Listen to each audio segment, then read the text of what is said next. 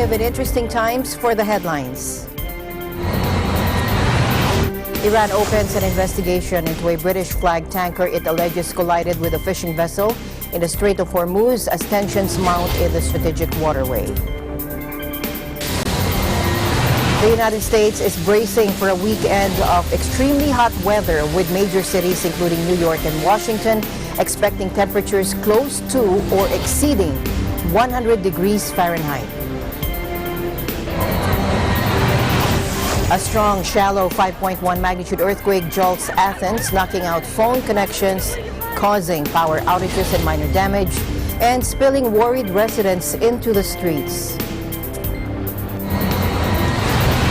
And 50 years ago, on Saturday, American astronauts Neil Armstrong and Buzz Aldrin became the first humans in history to set foot on the moon, an event watched on television by 500 million people.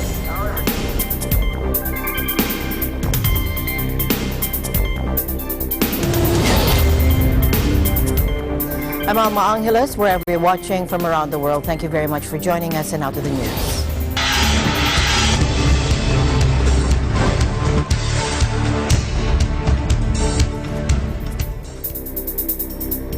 Iran's Revolutionary Guards announced that they had confiscated a second British tanker, the Stena Impero, in the strategic Strait of Hormuz for breaking international maritime rules. The seizing of the British tanker marked perhaps the most significant escalation since tensions between Iran and the West began rising in May. At that time, the U.S. announced it was dispatching an aircraft carrier and additional troops to the Middle East, citing unspecified threats posed by Iran. Ala Morad Afifupur, Director General of the Hormozgan Province Port and Maritime Organization, said the Swedish-owned Stena Impero has 23 crew and they are all on the ship off Bandar Abbas. 18 crew were Indian, including the captain, and the rest were from the Philippines, Latvia, and Russia. The announcement came just hours after Gibraltar Supreme Court announced it would extend by 30 days the detention of an Iranian tanker seized 2 weeks ago on allegations that it was headed to Syria in violation of sanctions. On Tuesday, Iran's Supreme Leader Ayatollah Ali Khamenei accused the vicious British of piracy and vowed retaliation. The ongoing showdown has caused jitters around the globe, with each maneuver bringing fear that any misunderstanding or misstep by either side could lead to war. President Donald Trump insisted on Friday that the American military had downed an Iranian drone that was threatening a U.S. naval vessel in the strategic Strait of Hormuz, which Tehran denied. And we'll talk to the UK, and we have no written agreement, but we have an agreement. They've been a very great ally of ours. So we heard about it. We heard it was one, we heard it was two. And we'll be working with the UK. So we're going to be speaking with the UK. And this only goes to show what I'm saying about Iran. Trouble, nothing but trouble. It's not American ship, it's UK. I guess it could be one, could be two. And we'll be speaking to them. They have a new prime minister coming soon, and that's a good thing for the UK.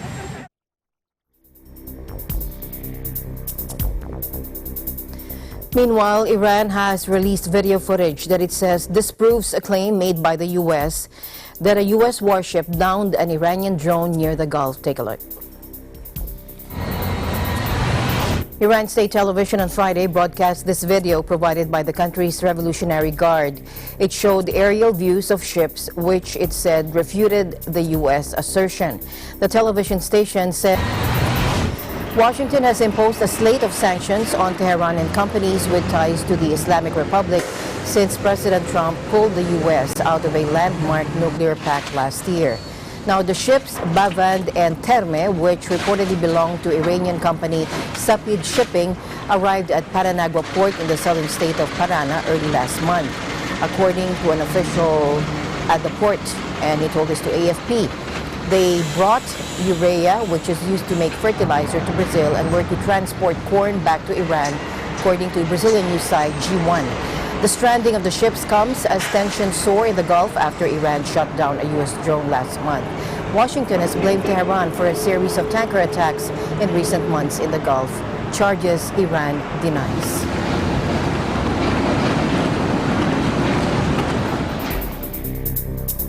To the Democratic Republic of the Congo now, where the World Health Organization said that the Ebola virus is just one challenge among many facing community this month, despite conjecture to the contrary. Conjecture turned into report. This was not accurate. What's really important to know, and we have checked thoroughly, this woman did not ever travel to Rwanda. She had end-stage Ebola and she was vomiting. So we are very, very concerned about everybody who came into contact with that woman at that time. We are absolutely certain, because what happened was our team in Beni, based in Beni, went across and talked to everybody and tracked it day by day. Now, in her life, she may have gone to Rwanda. Everybody there is incredibly mobile, especially when it comes to trading. People are traders, they go all over the place. But the important thing is she did not spend any time in Rwanda while symptomatic. And as you know, Ebola is not transmitted until you are symptomatic. Noting that the expert panel, which advised WHO to declare an international emergency, was aware of the potential damage it could cause to DRC's economy, Dr. Harris said that so far, the world's been pretty good at not shutting out the vast Central African country. Take a listen. Essentially, for the rest of the world, the main recommendation is support DRC and don't panic. Do not shut borders, do not put on travel and trade restrictions, do not panic. That's a hard one, and that is one of the things that makes this declaration something that the committee were loath to do previously. There was a lot of press saying they should be doing it. They were loath to do it for fear that the rest of the world would punish DRC, would isolate them because after the declaration. So far, I think the world's been pretty good.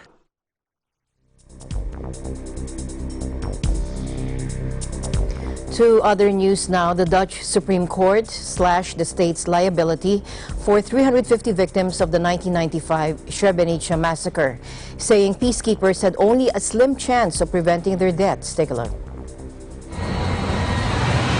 The 350 men were among 5,000 terrified residents who had sought safety in the Dutch peacekeepers' base when the besieged Muslim enclave was overrun by Bosnian Serb forces. Men and the boys were separated and taken in buses to their deaths, their bodies dumped in mass graves. The Hague-based court on Friday ruled that Dutch UN peacekeepers could have left the Bosniaks remain at the base, and that by expelling them, they had subjected them to possible abuse or death. The court, however, reduced the amount of damages relatives of the murdered man are eligible to claim from the Dutch state, lowering the percentage of liability in a 2017 ruling from 30 to 10%. Survivors are now likely to receive only a few thousand euros. It said peacekeepers had only a slim chance of preventing the deaths of the men. Reacting to the ruling, Dutch defense judges suffered by the relatives in such a way it does justice to the Supreme Court ruling.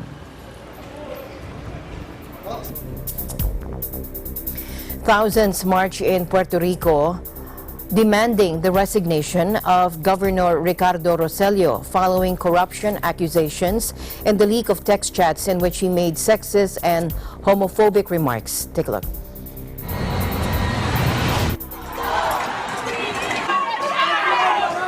Ahora mismo, desde el viejo.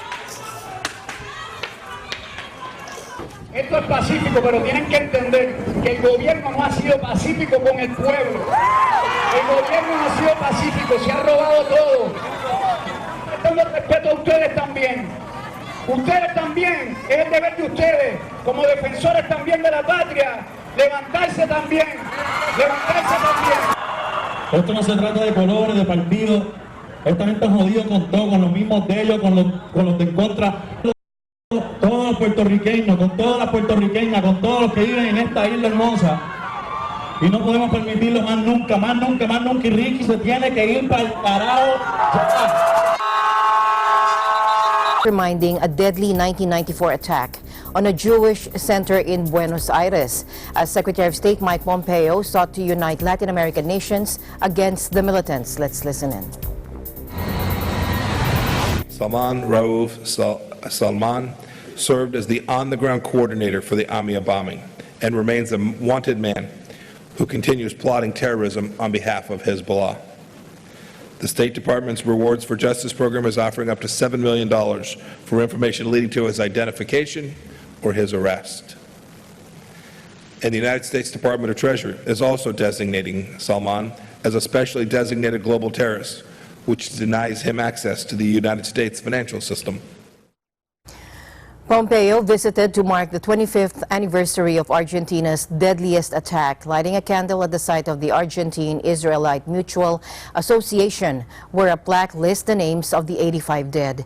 After 25 years, no one has been brought to trial, and the case has been bogged down in Argentina amid allegations of political interference and high-level corruption. Iran and Hezbollah both deny responsibility for the attack, and persistent skeptics have questioned the motivation. Hezbollah was also accused of carrying out a deadly attack 2 years earlier against the Israeli embassy.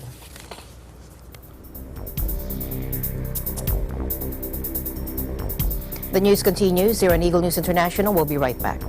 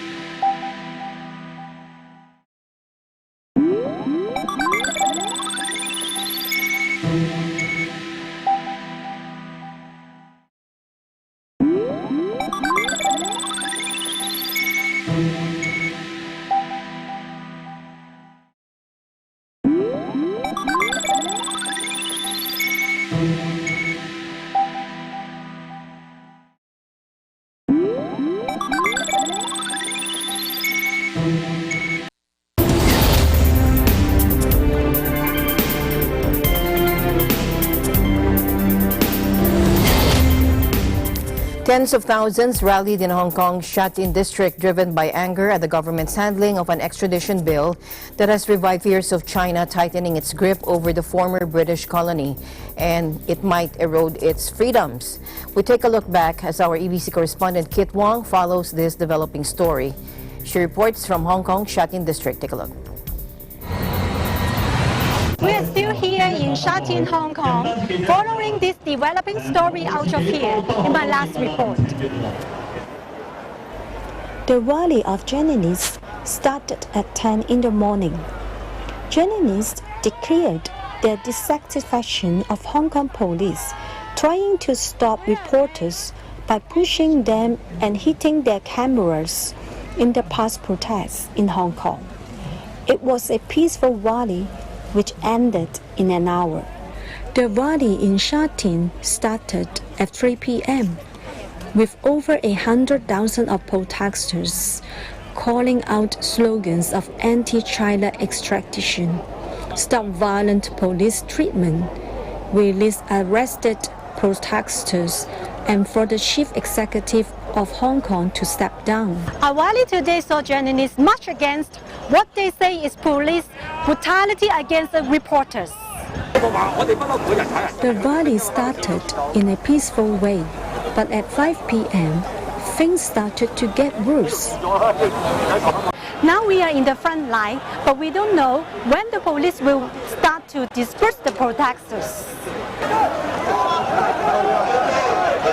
The police has used pepper spray on some of the protesters without a warning in a rural community road, resulting in a bigger conflict between the protesters and the police. The conflict was resolved at the end, and the streets were slowly cleared out, while legislative councillors sat in a line using loudspeakers to tell the police to stop the violence. Some claim that the police had no response. Today is a peaceful protest against in the Sha-Tin, but I see that the police department, they did not feel this is peaceful, and they always full gear and stand in there and with to the protester face to face each other. So I think this is over nervous of the police department. So what do you think about later on the situation? At this moment, and I know that they will stand up in here and let the protester go. But I watched other TV news. I found that they are pulling the protester to other place. Yeah, so I think here is peaceful and safe here. And so, what are you doing here? Waiting for? We are as a line and protest as a buffer between the police and the protester, because we don't know, we don't want the police will hurt the citizens, and the citizens also not hurt the police.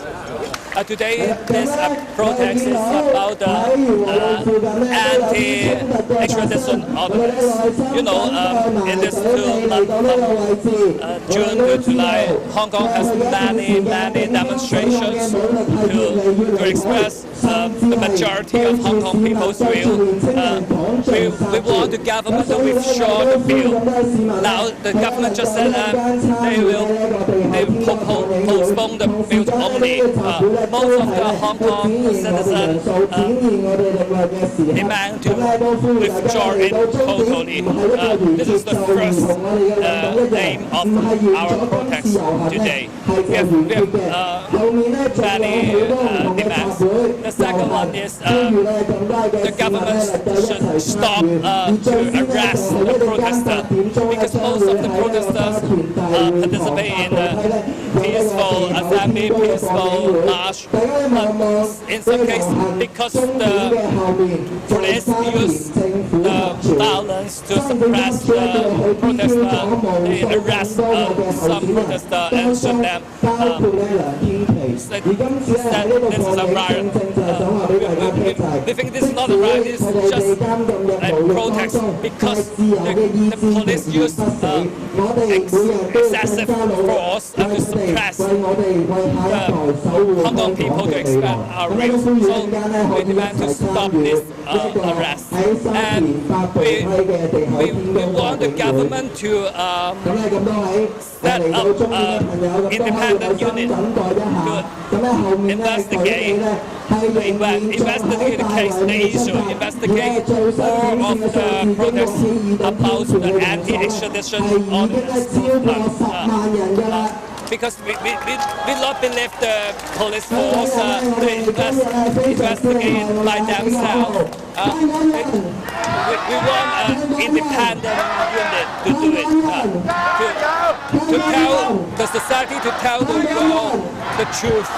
And the last one is we asked the chief executive, Carrie Lam, step down, and we want true democracy, direct election immediately, because the legislative council, the combination of the legislative council, half of this from functional constituency, they're controlled by the Norwegian camp.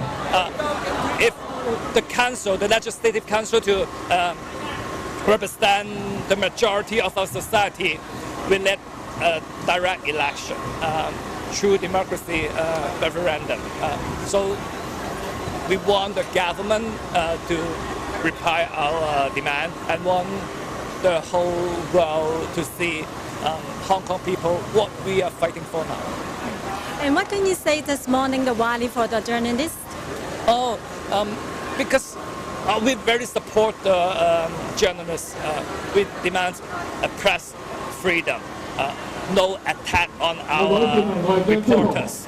Because the reporters, they on the side, on the situation can watch the protester and the police, what they do.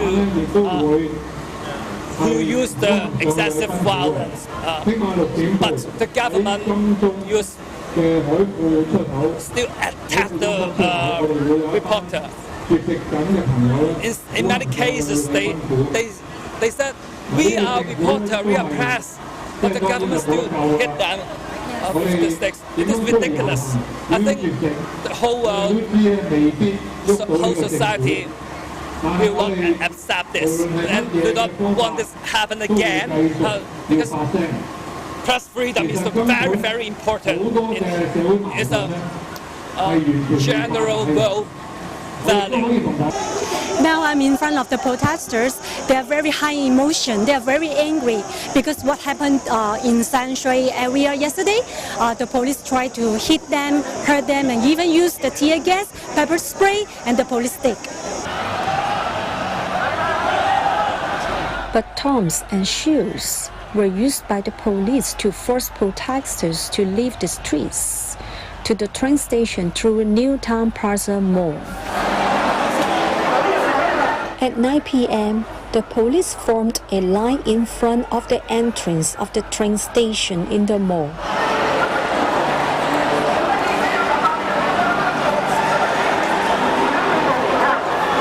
The police announced that telling the in front of the protester, don't get any stone or something or steal to try to hurt the police, because the police discovered the protesters is already catching or getting some stones. Maybe later on they want to fight to the police. You can see the exit to the streets outside were also blocked. So protesters who were living and civilians and staff in the mall were trapped inside the mall.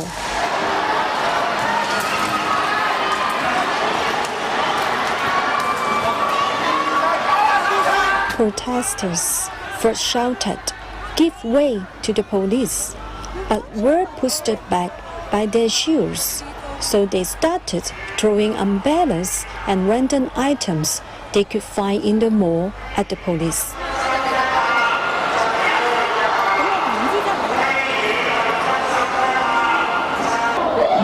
As the situation escalated, several protesters and police were badly injured. One protester's clothes were torn apart, some were pepper sprayed, and a reporter had to protect a police who fell down on the floor with his own body from protesters who were trying to kick the police.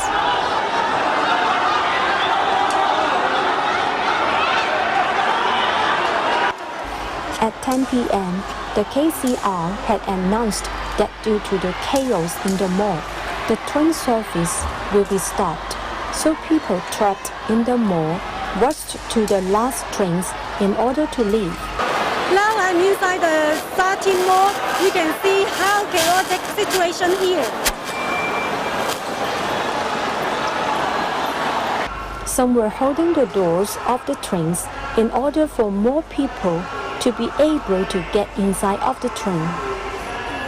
At 10:30 p.m., the KCR announced that they will continue the train service at Sha Tin, as the remaining protesters were able to leave Sha Tin. This was the first violent conflict that happened in a private property. You can see just now have one lady who wearing black on the top and the lower part. She's convincing all those protesters to believe now, don't fight with police.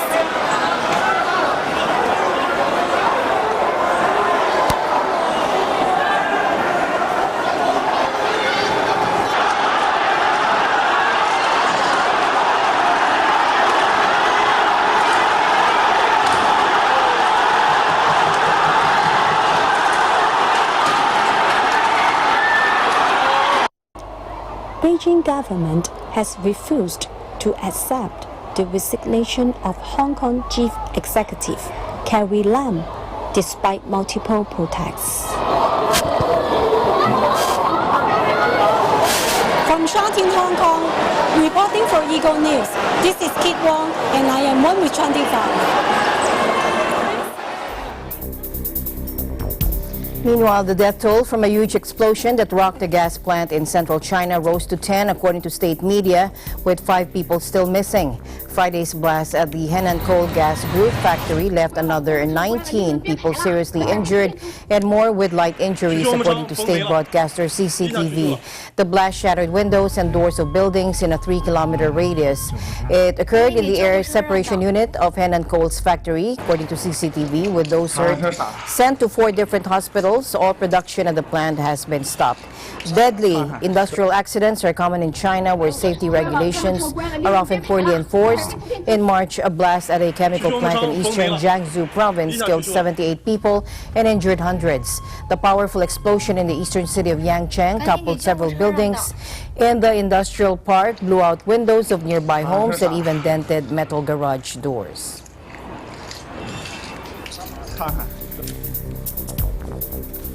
Meanwhile, going back to Hong Kong, the elderly of Hong Kong organized a march against the government from Central to Admiralty neighborhoods. The march was in a show of support for youths at the forefront of month-long protests against a contentious extradition bill in the semi-autonomous Chinese territory. The seniors also slammed the police for their handling of a protest last Sunday in Hong Kong's Sha Tin district. Now, that protest was mostly peaceful but ended in mayhem when violent scuffles in a shopping mall saw dozens injured, including a policeman who had a finger bitten off and over 40 people detained.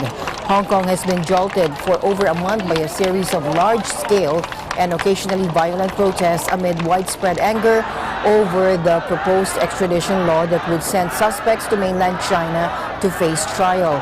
The bill is seen as a threat to Hong Kong's freedoms that were guaranteed for 50 years when China took back control of the former British colony in 1997. Hong Kong's embattled leader Carrie Lam suspended the bill and declared the legislation dead. But it failed to placate the protesters who have demanded Lam's resignation. 而家啲銀髮族咧，其實咧就係即係醒覺啦，因為覺得以前咧我哋嗰一輩咧，實在係太過咧隻眼開隻眼閉，由得個政府做咩就做乜嘢。咁但係而家即係反而俾啲年青人咧，真係提醒咗我哋咯，其實唔可以真係再沉默落去咯。一路香港人就好似覺得啲老人家一係就不人體世事，一係就好落後、好離地咁。咁但係其實我哋今次事件都反映到好多，其實香港好多老人家咧都係好清楚發生緊咩事嘅。咁佢哋而家出嚟都係要支持我哋班後生仔咯。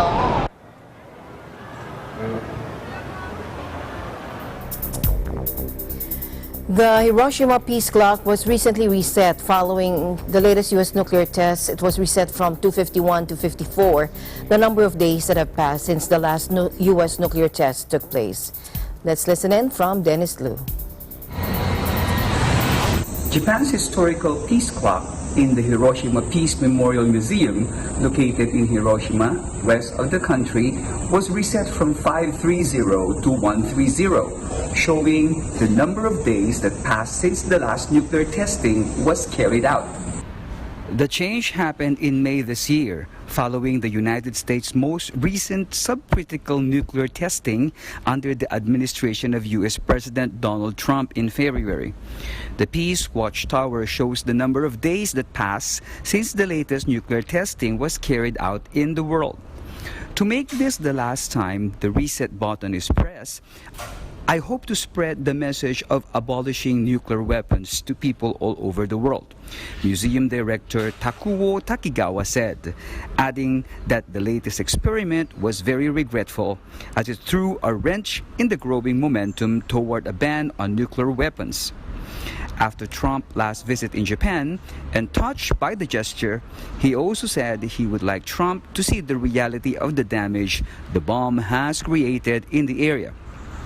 Following this change, about 80 people, including The Hibakusha, or A-bomb survivors, gathered in front of the cenotaph of the A-bomb victims at the Peace Memorial Park and organized a sit-in protest.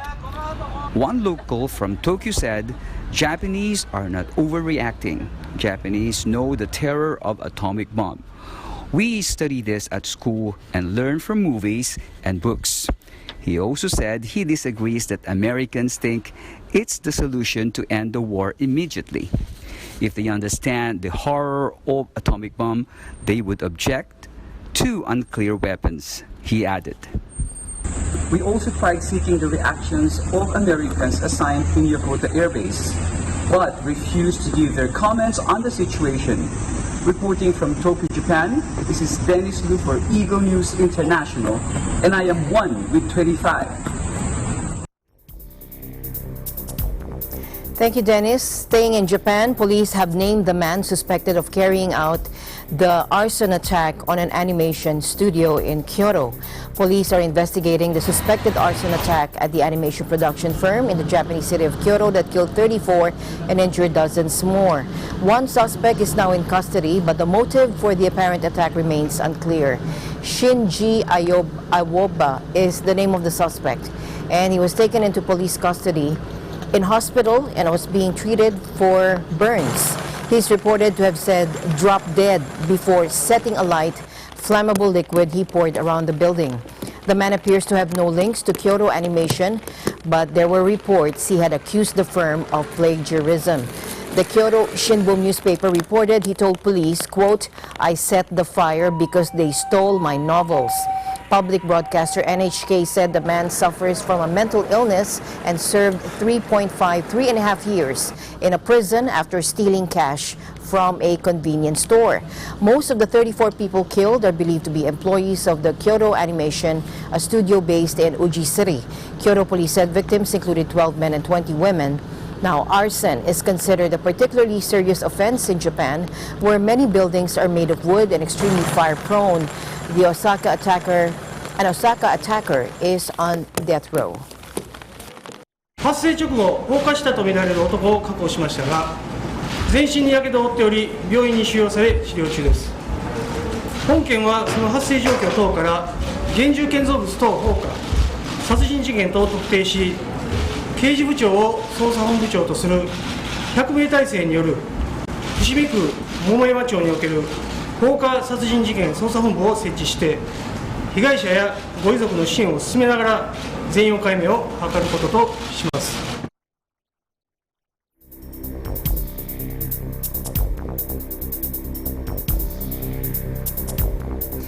Meanwhile, animation fans in Tokyo's Akihabara district are shocked by the suspected arson attack at Kyoto Animation, which killed more than 30 people and injured dozens more. Let's listen in.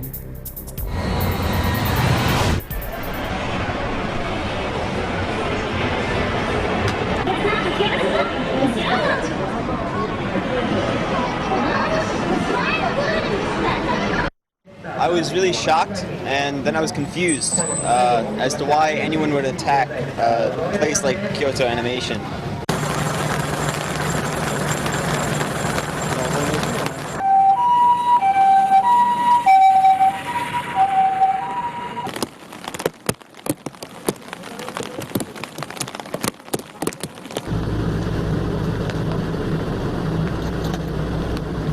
その一緒に働いてるアニメの関係で働いてる人たちにとってその衝撃は大きいと思います。やはりこういうニュースとかで聞いた時にやっぱ僕もそうですけど、じゃあアニメを狙ってアニメを作ってる人たちを狙って放火されたのかなって思っちゃうじゃないですか。まあ実際の動機は違ったりしてよ。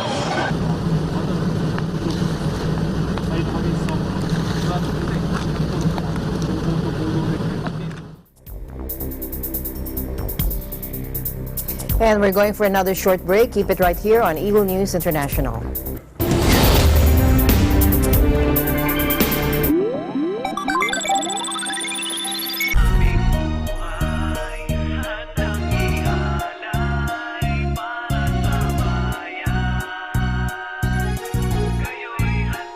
Ako ang tanaw sa gitna ng dilim. Ako ang mata sa sahing papawid. Ako ang dilat sa tuwing ang bayan ko ay tulog ng mahimbing. Ang aming buhay handang ialay para sa bayan.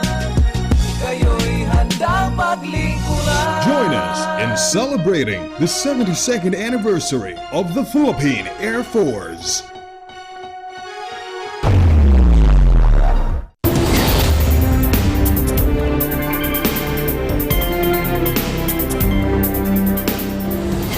Welcome back. The United States is bracing for a weekend of extremely hot weather, with major cities including New York and Washington expecting temperatures close to or exceeding 100 degrees Fahrenheit.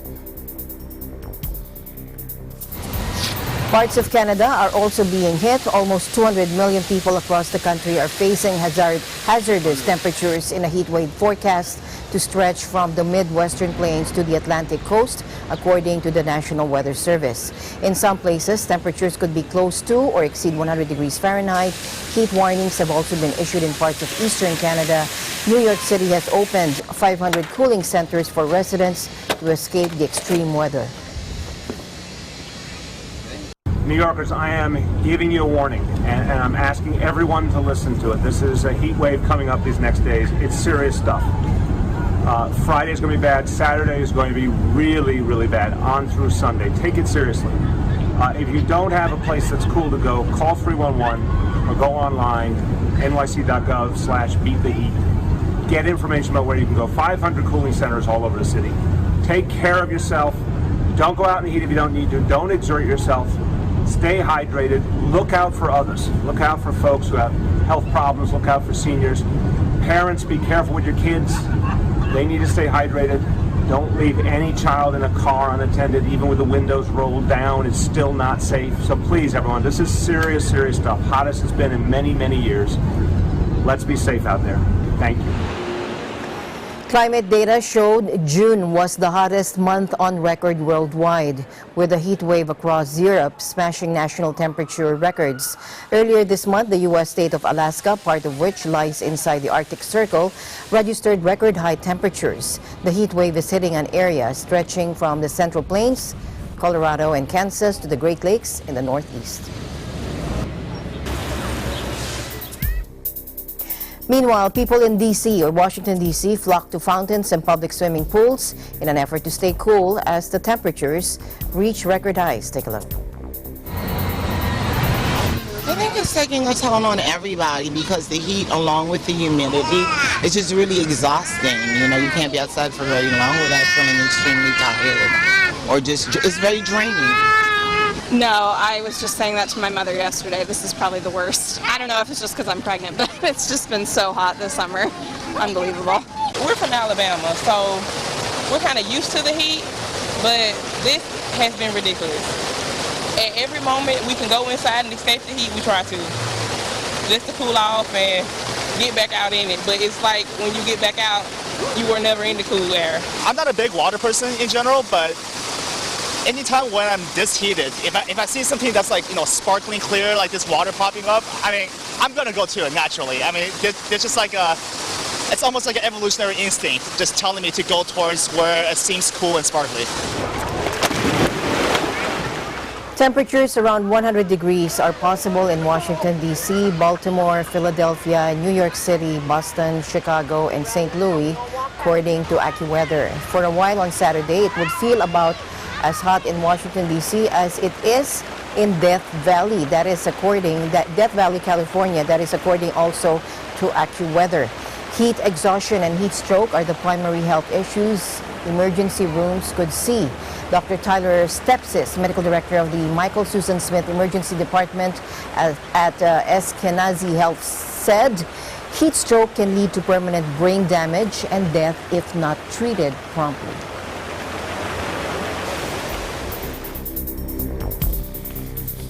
Meanwhile, a new heat wave guide for cities warns heat waves are one of the deadliest natural hazards facing humanity, and the threat they pose will only become more serious and more widespread as the climate crisis continues. Take a look.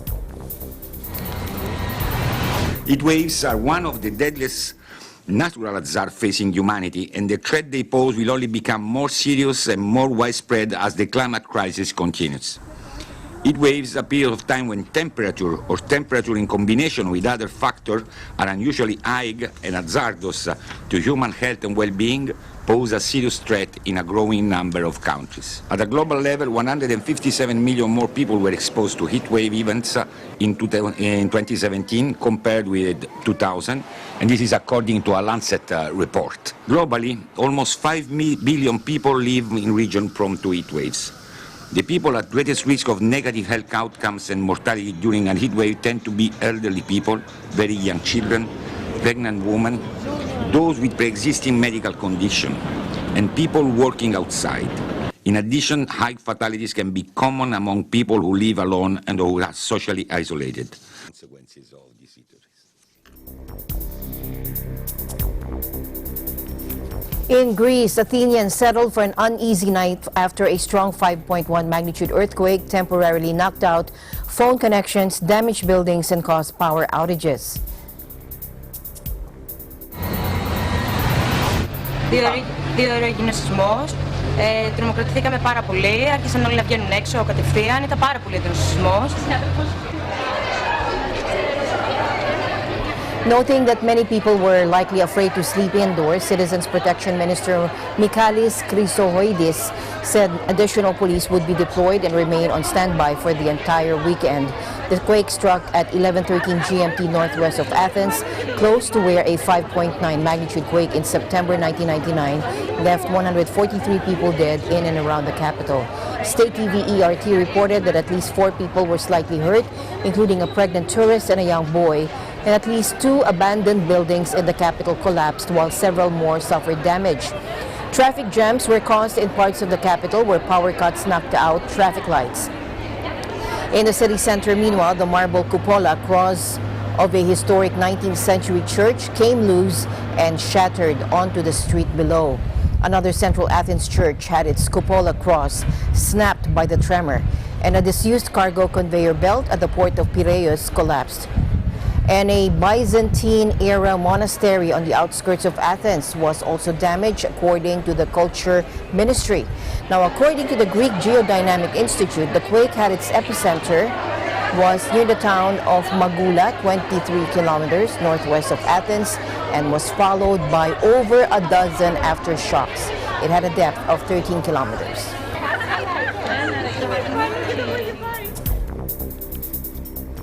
And NASA's back. That is according to President Trump. He said, we're having rich guys use it and pay us rent. And he likes that. He was welcoming surviving Apollo 11 crew members Buzz Aldrin and Michael Collins to the White House on the eve of the 50th anniversary of the first moon landing. Relatives of the late Neil Armstrong were also present. Take a look. We have with us, of course, Buzz Aldrin, who has been an incredible gentleman. I've known him for years, for a long time, and we've been friends for a long time, but just a fantastic man. And Michael Collins, you all know, flew Apollo 11 overhead, and it's Aldrin and Armstrong. They walked on the moon. We have, I've gotten to know strongly about Jim. The family of Neil Armstrong, where's our family? Come on, hold up your hands, because we want to just sort of segment it out. They're all sort of one family. What I want you to do, good. Buzz, you're here, please. Just introduce your family, please. That's your family. This is my lovely vice president. That's right. Chief of staff. My family is from Hawaii. What do you think? We come back and try it again. Yeah, I guess well, that's a long time. That's a long time. How do you feel about it? Mars Direct. You like it direct? Yes. It seems to me Mars Direct. You're impatient. I mean, who knows better than these people? Right? I mean, you know, they've been doing this stuff for a long time. NASA's back. We're having rich guys use it and pay us rent. I like that. I almost like that better, Jim. You want to know the truth. We don't have to put up so much money, but you've been watching a lot of rich guys sending up rockets And that goes to our credit, and it goes to their credit also, but we like it. And we opened up our fields. When we took it over, they were all covered with grass, and they were broken, and they were in bad shape. The NASA, if you look at Kennedy, you look at down in Florida, you look wherever you want to look, it was not a pretty picture. They were almost, you could say, abandoned, and now they're in tip-top shape, and rockets are going up all the time, and we would actually lease rockets from Russia and other countries, but from Russia to send people up. Relationship with Russia, but we'll be doing it ourselves. We're in a position that we haven't been in for many, many years. And space to me is important for defense and offense, I guess you could say. But space to me is very important for defense. It's not just about going to the moon and going to Mars, because we don't know what we're going to find on Mars, but it's certainly a trip that's going to be very interesting. 4 forward, drift into the right level. 30 seconds. Okay, Neil, we can see you coming down the ladder now. Neil, we can see you coming. It's one small step for man, one giant leap for mankind. The Apollo 11 moon landing, the U.S. achieved the ultimate victory in the space race after losing the initial heats to the Soviet Union, which was first to put a satellite and then a man in space. The undertaking, announced by President John F. Kennedy in 1961 and partly spurred by the Bay of Pigs crisis, involved enormous spending, rivaled in scope only by the construction of the Panama Canal and the Manhattan Project. It was a resounding achievement not just from a technical perspective but also diplomatic, as the two superpowers jostled for global prestige in the Cold War. President Trump has relaunched the race to reconquer the moon, and this time with the first woman, and to journey onwards to the red planet. But the deadlines, 2024 and 2033 respectively, appear unrealistic and have caused turbulence within the space agency. Mike, really is. Oh, geez, that's great. Is it lighting here? Eagle News International will be right back.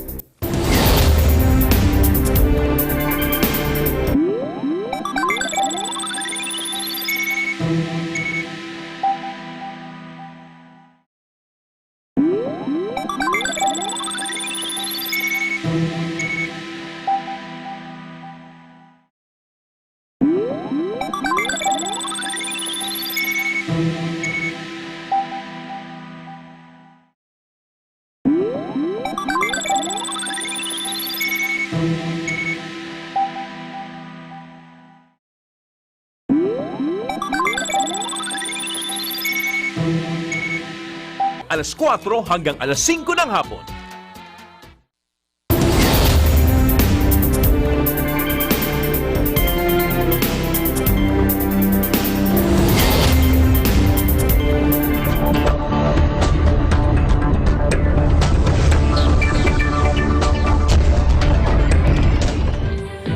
For Business News, this is Cesar Vallejos. President Rodrigo Duterte has signed into law an act meant to provide benefits and programs to further develop startups and startup enablers in the Philippines. Duterte signed the Innovative Startup Act, or RA 11337, on April 26, but a copy of the document was released to reporters on Thursday. Under the law, Duterte recognizes the importance of creating new jobs and opportunities, improve production, and advance innovation and trade in the country through startups. A startup refers to any person or registered entity in the Philippines which aims to develop an innovative product, process, or business model. The law allows the creation of a Philippine Startup Development Program, which is meant to support the research and development of startups and startup enablers in the Philippines. The Department of Science and Technology, Department of Information and Communications Technology, Department of Trade and Industry will be the lead agencies to assess, monitor, develop, and expand the program. A South Korean man has died after setting himself on fire in front of the Japanese embassy in Seoul, police say, amid an ongoing trade and diplomatic dispute between South Korea and Japan.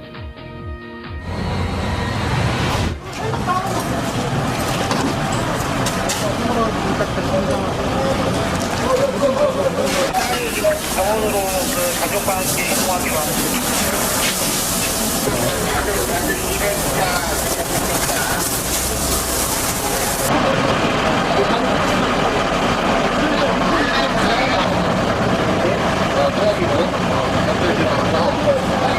해주세요. 네네.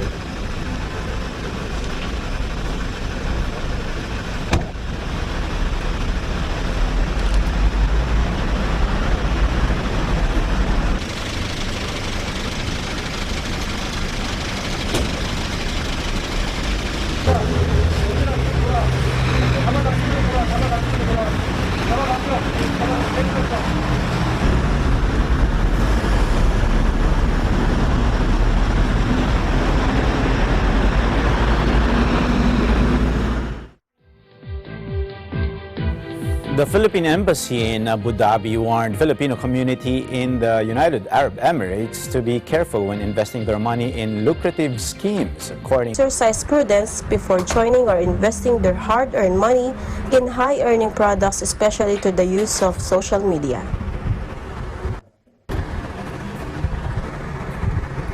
This is in light of the Philippine Securities and Exchange Commission (SEC) several advisories and warnings to the public about illegal investment-seeking activities.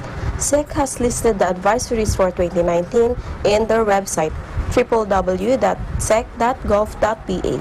It has also listed business entities that have not secured prior registration or license to solicit investment from the SEC as prescribed by the Securities Regulation Code. At the Bayanihan Council meeting held on July 12, representing more than 60 Filipino organizations, Philippine Embassy Consul Rowena Pangilinan Dakipil reiterated the advice and reminded the Filipinos to be more cautious, in particular on online transactions. Minsan, virtual pa nga ang mga pag-uusap natin. You don't even see them in person. Doon na nga sa nakikita nyo in person ay nakakaproblema. Paano pa kaya doon sa mga transactions na ginagawa po natin through online. So we are helping out the SEC and the Philippine government as your Philippine Embassy to remind our Filipino community to please be cautious, exercise prudence before investing your hard-earned money. Sometimes, ang modus operandi naman, too good to be true po. Ang returns po na inyong pera, ano na po yun? The Bayanihan Council members at the meeting showed support to the advisory. Reporting from Abu Dhabi, UAE, for Eagle News International, I'm Christine Ara Martino, and I am one with 25. An increase in heat stress resulting from global warming is projected to lead to global productivity losses equivalent to 80 million full-time jobs in the year 2030, according to a new report from the International Labour Organization. Heat stress is one of the main climatic drivers of migration, as people move to minimize the effect of rising temperatures on their health and also try to compensate for the income loss due to reduced labor productivity. Heat stress refers to a situation where it is too hot to work, or at least too hot to work at normal intensity. So it affects workers' safety and health, it affects the economy, and it affects productivity as well. Our report shows that 80 million jobs will be lost in 2030 because of heat stress. We also found that two sub-regions will be particularly affected, and that's South Asia and Western Africa, where the losses will represent 5% of working hours in 2030. Economic costs are huge. They represent 2,400 billion of GDP loss in 2030. That's equivalent to about the size of the United Kingdom economy. Now, there are, of course, human costs in addition.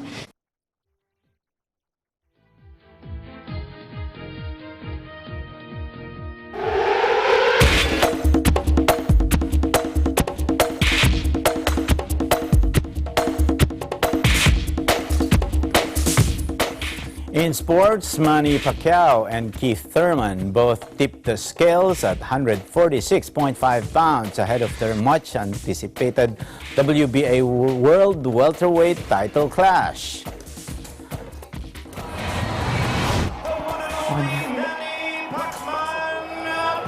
Pacquiao is attempting to capture Thurman's WBA Super Welterweight crown, regarded as the sanctioning body's most important championship belt in the division.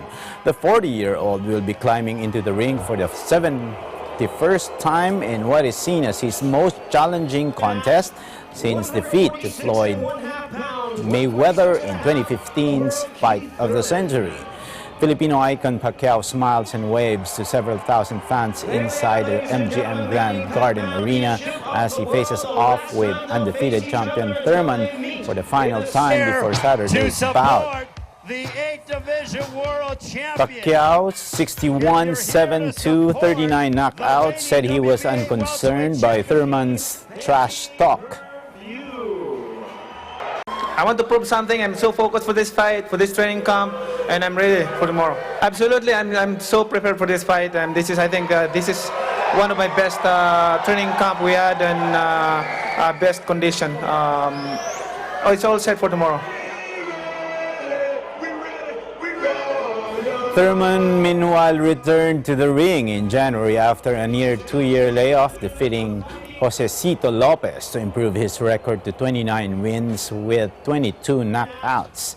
The 30-year-old from Florida is determined to boost his legacy with a win over Pacquiao and has pledged to send a Filipino into retirement with a decisive victory. It is my time. This is one time and still champion by tomorrow night. Manny Pacquiao ain't doing nothing to me, baby.